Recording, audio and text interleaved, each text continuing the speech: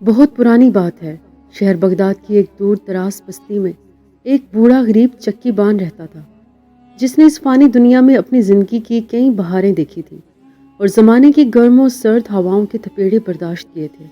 اس بوڑھے نے اپنی تمام عمر حلال روزی کمانے میں بسر کی تھی، جس کی وجہ سے اسے کئی مشکلات کا سامنا بھی کرنا پڑا تھا۔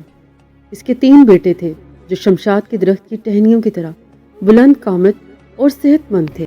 ایک دن باپ نے اپنے بیٹوں کو بلایا اور کہا، میرے نور چشم اور پیارو، اس دنیا میں رہنے والے ہر شخص کی زندگی اچھی یا بری گزر ہی جاتی ہے، اور جس طرح تمہیں معلوم ہے کہ موت ایک اونٹ ہے جو ہر دروازے پر سویا ہوا ہے، اور تمہیں معلوم ہے کہ میری عمر کا سورج بھی لبے بام ہے، آج نہیں تو شاید کل اپنے اعمال کی گٹھری کندھے پر اٹھاؤں گا اور اس فانی دنیا سے کوچ کر کے عالم بقا میں پہنچ جاؤں گا۔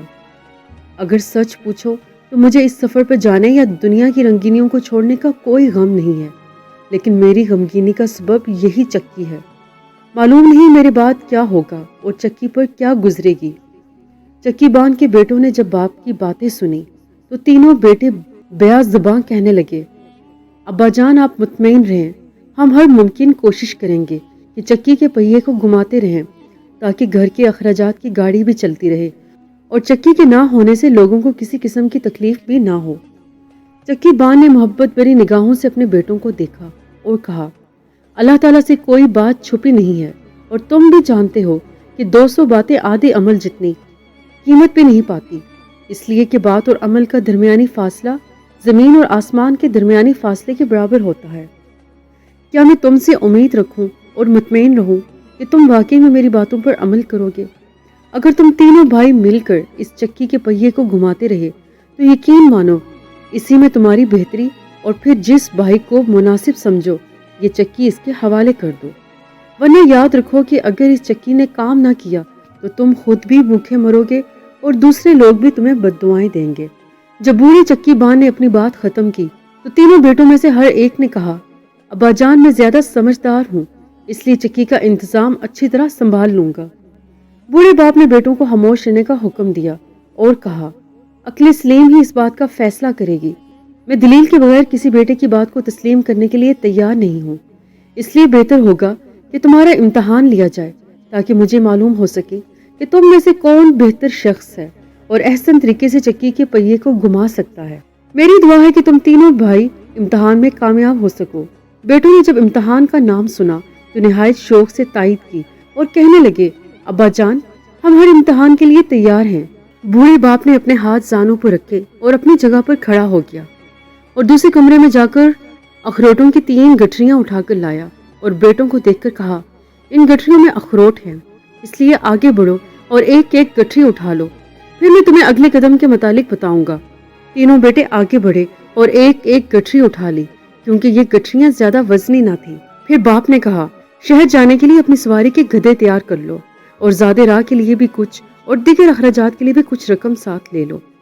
تینوں بیٹوں نے خوشی خوشی اپنے باپ کے حکم کی تعمیل کی اور سفر کی تیاری کرتے ہوئے زیادہ راہ ساتھ لیا اور گدھوں پر سوار ہو کر چکی کے سامنے کھڑے ہو گئے۔ باپ بھی لاٹھی کے سہارے چلتا ہوا آیا اور بیٹوں کے پاس آ کر کھڑا ہو گیا اور کہنے لگا، میرے بیٹو، تمہارا امتحان اب شروع ہوتا ہے، تم اب شہر کی طرف جاؤ۔ مجھے اللہ تعالیٰ کی ذات پر پورا بھروسہ ہے کہ تم خیریت سے جاؤ گے اور واپس عافیت سے آؤ گے۔ شہر میں میرے 3 پرانے دوست ہیں، اس لیے تم میں سے ہر ایک میرے ایک ایک دوست کے پاس پہنچ جانا اور انہیں میرا سلام کہنا اور ان سے پوچھنا کہ دنیا میں حلال رزق کیسے حاصل کیا جاتا ہے، لیکن یاد رکھو اس سفر میں 3 دن سے زیادہ خرچ نہ ہو۔ ویسے اس بات کا کبھی امکان ہے کہ اگر تم نے دیر کر دی تو باپ کی جگہ خالی پاؤ گے۔ بڑے بیٹے نے پوچھا، ابا جان پھر ہمارے امتحان کا نتیجہ کیا ہوگا؟ باپ نے بڑے بیٹے کے کندھوں پر ہاتھ رکھا اور کہا، ہماری پوری زندگی ایک امتحان ہے۔ یہ درست ہے کہ تمہارا یہ سفر دوسرے سفر کی طرح ایک چھوٹا سا امتحان ہے، لیکن ان چند دنوں میں معلوم ہو جائے گا کہ اللہ تعالیٰ نے کس شخص کو کون سے مقصد کے لیے پیدا کیا ہے۔ اب جلدی کرو اور اپنے بھائیوں کے ہمراہ نکل جاؤ، تمہارا کام زیادہ اور وقت کم ہے۔ بیٹوں نے جب باپ کی باتیں سنی تو اپنے اپنے گدھے پر سوار ہو گئے اور اپنا دل اپنے سفر کے سپرد کر دیا، اور وہ بغداد شہر کی طرف جا رہے تھے، لیکن ان کے دل و دماغ سے طرح طرح کے خیالات کی آمد و رفت تھی۔ یعنی ہر بھائی سوچ رہا تھا कि वही इम्तिहान में पूरा उतरेगा, तो जब अपने बाप के पास पहुंचेगा तो चक्की का मालिक बन जाएगा। और वो इन्हीं ख्यालात में खोए हुए थे और चल रहे थे कि अचानक मुड़कर देखा तो मालूम हुआ कि अपने गांव से काफी दूर आगे हैं और चक्की भी इनकी नजर से ओझल हो गई है। और जो चीज इनके सामने थी वो शहर का लंबा सफर था, जिसके लिए इन्हें बस चलते रहना था। काफी देर सफर करने के बाद वो चलते चलते थक गए। अचानक इन्हें दूर से एक सायादार और आराम की जगह दिखाई दी। इसलिए मंझले भाई ने दूसरे भाइयों की तरफ देखते हुए कहा, अब आराम का वक्त है, मेरे ख्याल से कुछ खा पी लिया जाए। अगर हम इसी तरह चलते रहे तो हमारे बदन की बाकी मांदा ताकत भी जाती रहेगी। दूसरे भाइयों ने भी इसकी तजवीज मान ली और अपने गधों से खाने का सामान उतारने लगे। इतने में अचानक बड़ा भाई चिल्लाया और फरियाद करते हुए कहने लगा, हाय अफसोस, तुमने देखा कि क्या हुआ? इसके तीनों भाई आगे बढ़े और पूछने लगे, क्या माजरा है, कौन सी आफत टूट पड़ी है? बड़े भाई ने अपने मशकीजे की तरफ इशारा किया और कहा, रास्ते में इसका मुंह खुल गया है और कतरा कतरा करके तमाम पानी बह गया है। अब मैं परेशान हूँ कि क्या करूँ। छोटे भाई ने कहा, तुमने बड़ी लापरवाही से काम लिया, अब तो हमें अपनी प्यास बुझाने के लिए बड़ी मुश्किल का सामना करना पड़ेगा। बड़ा भाई कहने लगा, बड़ा अजीब सफर है, लेकिन सफर में ऐसे हादसा तो होते ही रहते हैं, इसलिए आओ बैठ कर सोचते हैं। छोटे भाई ने मशकीज़ा उठाया और कहा, पहला ज़रूरी काम यह है कि पानी की तलाश करें। बड़े भाई ने कहा, आग जलाने के लिए लकड़ियां जमा करनी चाहिए, लेकिन पानी की तलाश में कौन जाएगा? लकड़ियां कौन जमा करेगा और कौन खाना पकाएगा?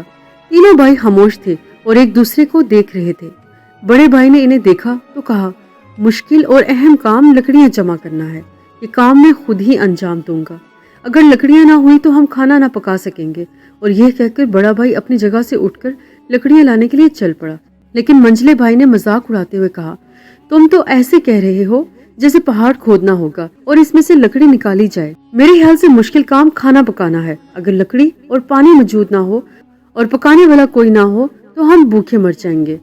मंझले भाई ने इतना ही कहा था कि अपनी जगह से उठा और पकाने के लिए चूल्हा बनाने में मशगूल हो गया। अब छोटा भाई रह गया था और इसके सामने हाली मशकीज़ा पड़ा था, लेकिन इसे समझ नहीं आ रहा था कि पानी कहाँ से लाए। बहरहाल इसने हिम्मत न हारी और मशकीज़ा उठाकर पानी की तलाश में चल पड़ा। अपने दिल में कहने लगा, मेरे भाइयों ने अपना अपना काम संभाल लिया है, इसलिए बेहतर होगा मैं भी पानी लाने में कामयाब हो जाऊं। खाना पकाने और प्यास बुझाने के लिए हमें पानी की अशद जरूरत है। छोटे भाई ने अपनी रफ्तार बढ़ा दी और पहाड़ की तरफ चल पड़ा। छोटा भाई जानता था कि अक्सर पहाड़ों में चश्मे होते हैं और शायद वो भी किसी चश्मे पर पहुंच जाए। वो चलता रहा और चलता रहा। इसने पहाड़ी सिलसिले के चंद टेले अबूर किए, लेकिन जितना भी आगे गया इसे पानी का वजूद कहीं भी नजर न आया।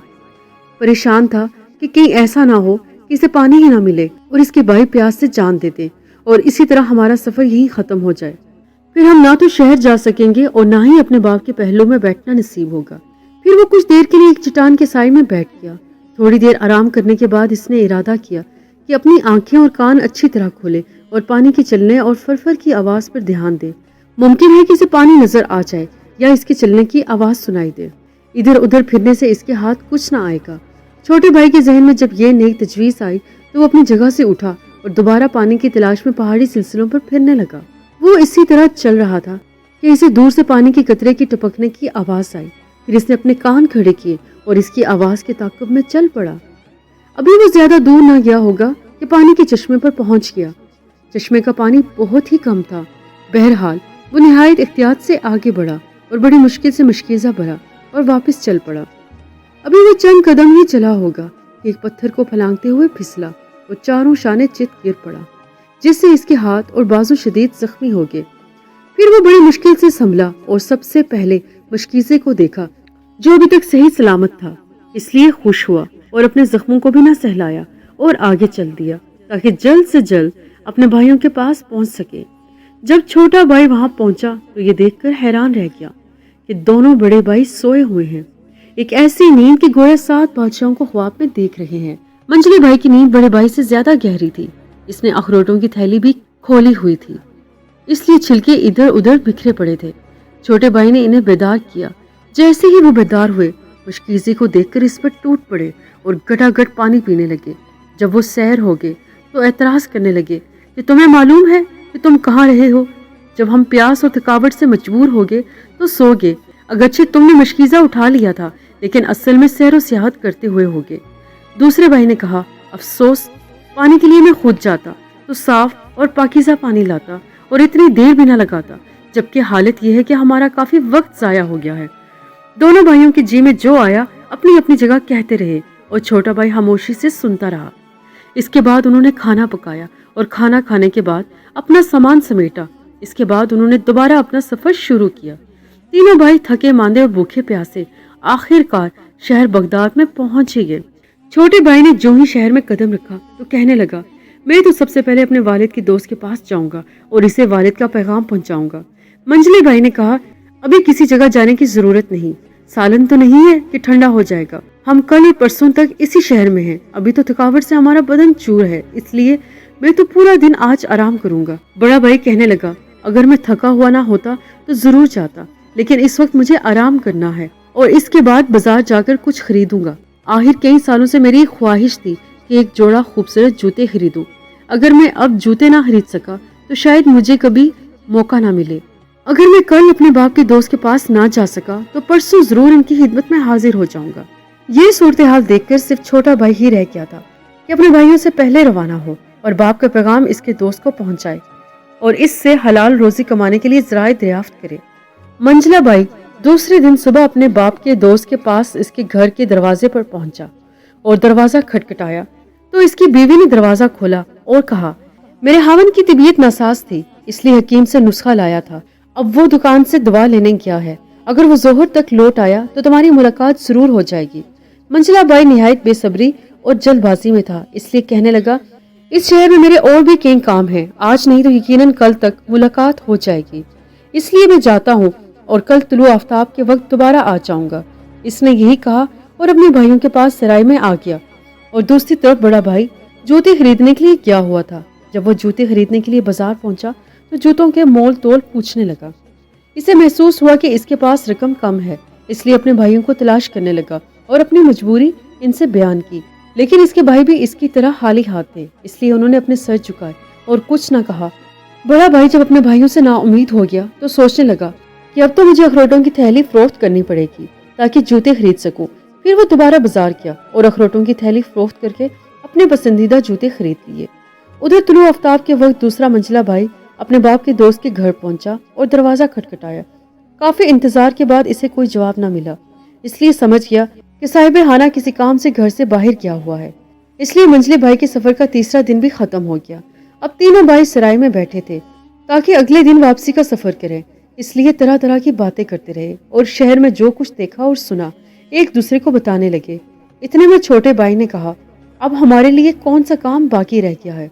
मंजले भाई ने कहा, मेरे जिम्मा जो काम था मैंने पूरा कर लिया, सिर्फ अपने बाप का पैगाम नहीं पहुंचा सका, इसलिए कि बाप का दोस्त सफर पर गया हुआ है और अब मेरा कोई काम बाकी नहीं है। बड़े भाई ने कहा, अगर मुझसे पूछो तो मेरा भी कोई काम नहीं है जिसे मैं पूरा करूं। मैं तो यहाँ सिर्फ जूते खरीदने आया था जो कि मैंने खरीद लिए और अखरोटों की थैली भी फरोख्त कर दी। सिर्फ पैगाम पहुंचाना है और मैं ये काम कल अंजाम दे दूंगा। छोटे भाई ने कहा, हमें कल सुबह रवाना होना चाहिए। तुम्हें याद होगा कि बाप ने कहा था कि अगर तुम लोग देर से लौटे तो शायद मुझे ना देख सकोगे। बड़ा भाई तो ऐसी बातें सुनने का मुंतजिर था, इसलिए खुश हुआ और कहा, अच्छा हुआ कि तुमने याद दिला दिया, इसलिए अगर बाप ने पूछा तो कह दूंगा। मेरा पहला और जरूरी काम पैगाम पहुंचाना था, लेकिन देर हो गई थी और तुम्हारा दोस्त सफर पर चला गया था, इसलिए मैंने मुनासिब समझा कि जल्द वापस आऊं और घर पहुंचूं। दूसरे दिन सुबह जब तीनों भाई उठे तो अपना सामान बांधा और घर की तरफ रवाना हो गए। रास्ते में बड़ा भाई कुछ ज्यादा खुश था। वो अपनी हर बात के साथ कहता कि यकीनन बाप मेरी अक्ल और समझ की दाद देगा और मेरे मुकाबले में तुमने जो काम किया है वो बेफायदा और बेनतीजा है, इसलिए कि हमारे छोटे भाई ने तो अखरोटों को छुआ तक नहीं। अलबत्ता मंजले ने अपनी थैली से चंद अखरोट खाए हैं और अपना जी बहलाया है, लेकिन मैंने तो इनसे पूरा फायदा उठाया है और उन्हें फरोख्त करके जूते खरीदे हैं। हालांकि अक्लमंदी यही थी कि तुम भी ऐसा ही करते और कामयाबी से लौटते। मंजले भाई ने जब ये सुना तो हैरत और तजब से मुंह में उंगलियां दे दी और कहा, हाय अफसोस, मेरे दिल में ख्याल क्यों ना आया और मैंने भी ऐसा क्यों ना किया।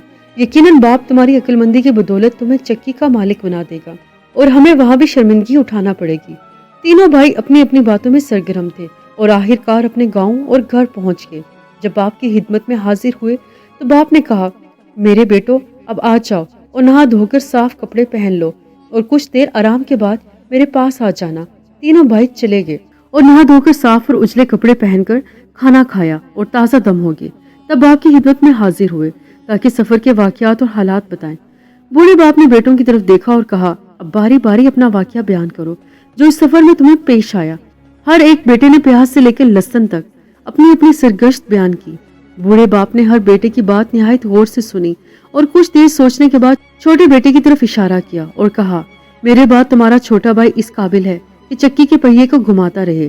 منجلے بھائی نے اپنے باپ کے فیصلے پر اعتراض کیا، لیکن بوڑھے باپ نے گہرا سانس لیا اور کہا میرے فیصلے کی پہلی وجہ یہ ہے کہ جب تم راستے میں بھوک اور پیاس سے نڈال تھے تو سب سے مشکل کام کے انجام دہی کے لیے تمہارا چھوٹا بھائی ہی کمر بستہ ہوا تھا اور پانی کی تلاش میں نکلا تھا اور زخمی ہونے کے باوجود مشکیزہ بھر کے لایا۔ دوسری وجہ یہ ہے کہ میں نے جو امانت اسے دی تھی اس نے اس کی اچھی طرح سے حفاظت کی۔ میں نے یہ تو نہیں کہا تھا کہ اخروٹوں کو کھا لینا یا انہیں بیچ دینا۔ اور تیسری اور اہم وجہ یہ ہے کہ اس نے اپنا فرض احسن طریقے سے نبھایا ہے اور اس پر عمل کرتے ہوئے شہر میں داخل ہوتے ہی یعنی پہلی ہی فرصت میں میرا پیغام میرے دوست کو پہنچایا اور اس سے حلال روزی حاصل کرنے کے لیے طریقے دریافت کیے۔ بس یہی وجہ ہے کہ میں تمہارے چھوٹے بھائی کو اپنی غیر منقولہ جائیداد یعنی اس چکی کا مالک بنا رہا ہوں۔ یہ اس قابل ہے کہ سخت و مشکل کام انجام دے سکتا ہے۔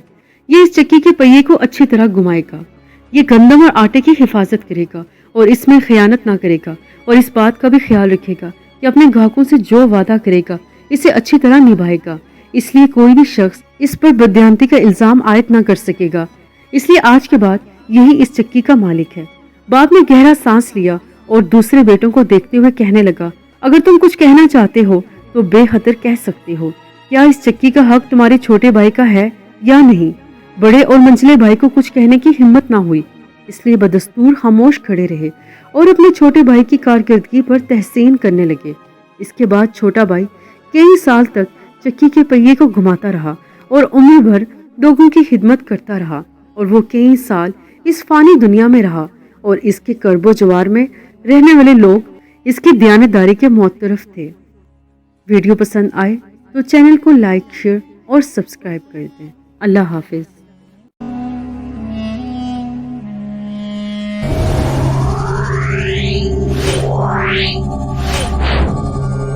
Yeah.